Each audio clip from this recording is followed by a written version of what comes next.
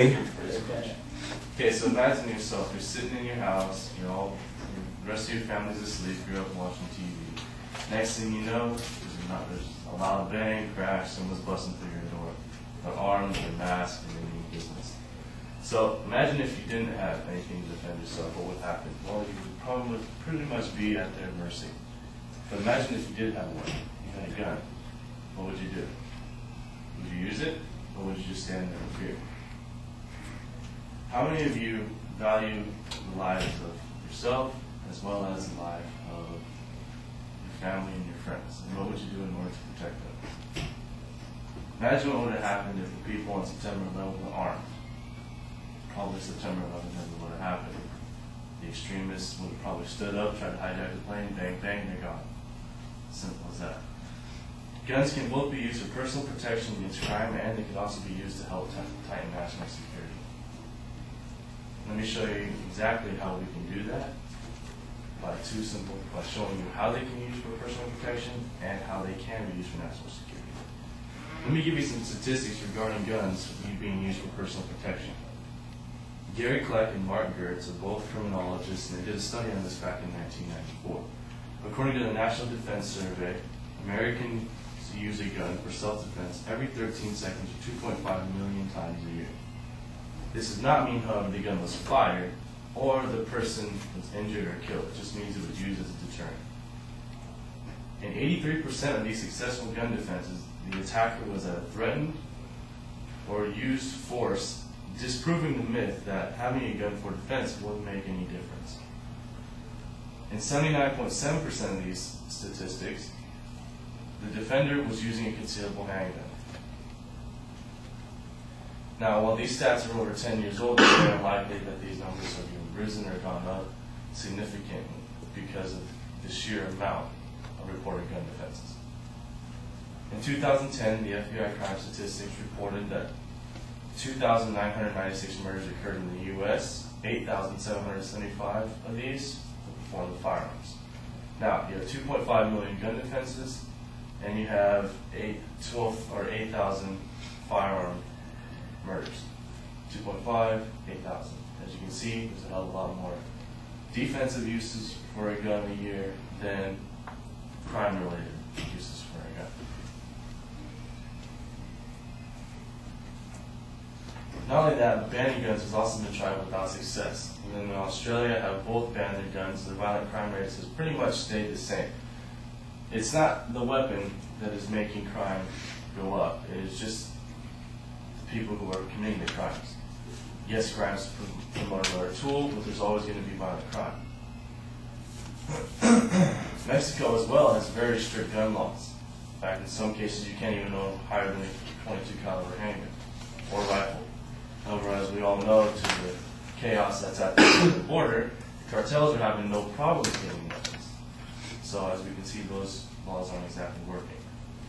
If guns were banned, the black market would pretty much explode. Imagine the cartels right now, they're already sending thousands and thousands of pounds of drugs across their border. Imagine if they found out that, hey, guess what? America needs a new market of guns.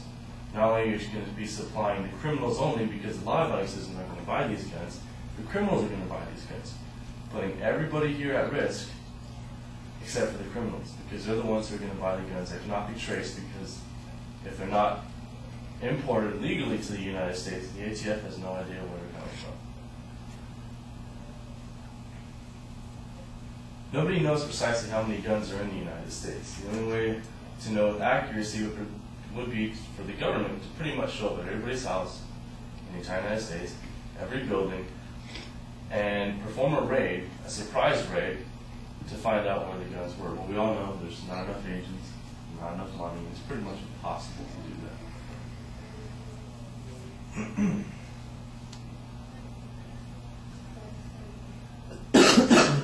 It's impossible to eliminate firearms in the United States, first off, because our history is pretty much rooted in it. Not only that, you have a lot of people who are using it for recreation. It's pretty much commonplace in our daily lives. Banning guns because it causes people to commit crimes would be just like saying we're going to ban cars because it causes people to drive drunk. It doesn't work. Guns can also be used for national defense. Now, this is kind of a stretch, but it does make sense once you break it down. Not only can weapons be used for personal protection, but also by allowing citizens to own guns, the entire national security can be tighter and better prepared for both attacks, foreign and domestic. Admiral Yamamoto of the Japanese Imperial Navy once said, "I would never invade the U.S. There would be a gun behind every blade of grass." During the Revolutionary War, well-trained militias were able to disrupt British supply lines, being heavily outnumbered. However, these militias they had the Kentucky rifle, which allowed them to pretty much take pop shots at over 300 yards. They were normal citizens that took up arms to defend their lands and their freedoms.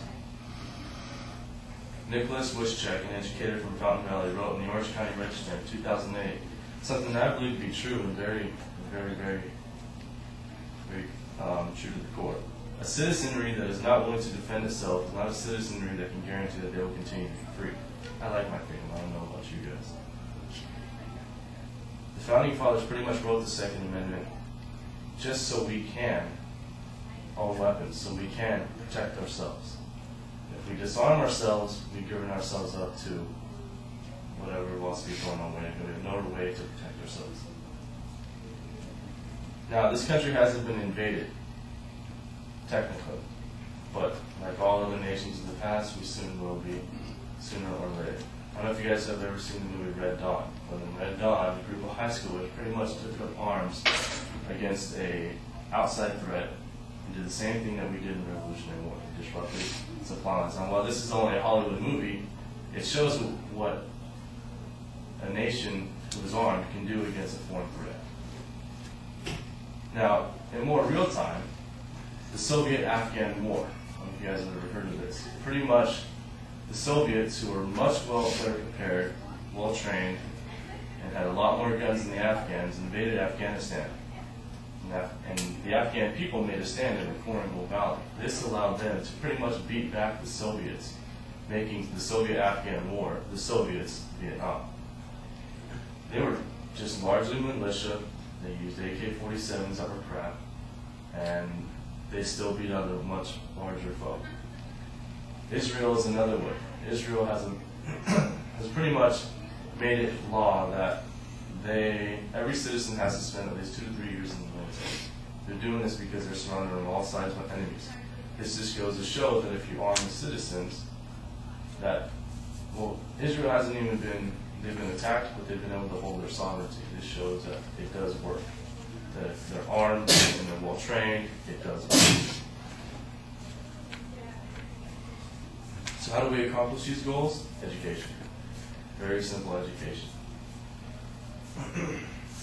Fear of the unknown is one of the greatest catalysts for anti-gun laws. Many people who are against firearms boast that they haven't even touched or even assembled or even fired one. So what do? We educate our children in the safe handling, and we bring them up through a regimen from when they're young all the way up through high school.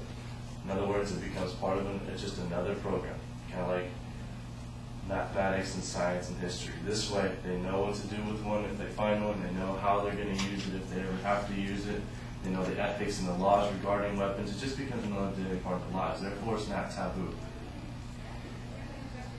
This education should be federally mandated and enforced so that all states are on the same page. State regulates the education, but this one should be federal. If the federal government is able to regulate this and everybody's on the same page, everybody gets brought up the same way, everybody knows the same things. To bypass the problems of trouble past, more severe punishments regarding firearm possession should be enforced, meaning that if you abuse these things, you go straight to jail, no questions asked. Students before they graduate should be able to demonstrate adequate knowledge regarding firearm safety and laws and regulations. And by doing this, owning a firearm would be no different than owning a car, just as much responsibility, just a different tool. People are always going to abuse the privilege without having severe punishments, and a wealth of knowledge can make gun violence a rare occasion instead of just another statistic. In conclusion, we should be able to own firearms simply because since the bad guys are always going to be able to get guns, threatening the law-abiding citizens who are unarmed, by arming the citizens, or at least giving them the chance to arm themselves, can help protect yourself and protect everyone around you. Not only that, it can also improve national defense in the case of a terrorist attack, like 9/11, or in an outside invasion. Let me end with a couple of quotes. Virtually never are murderers the ordinary law-abiding citizens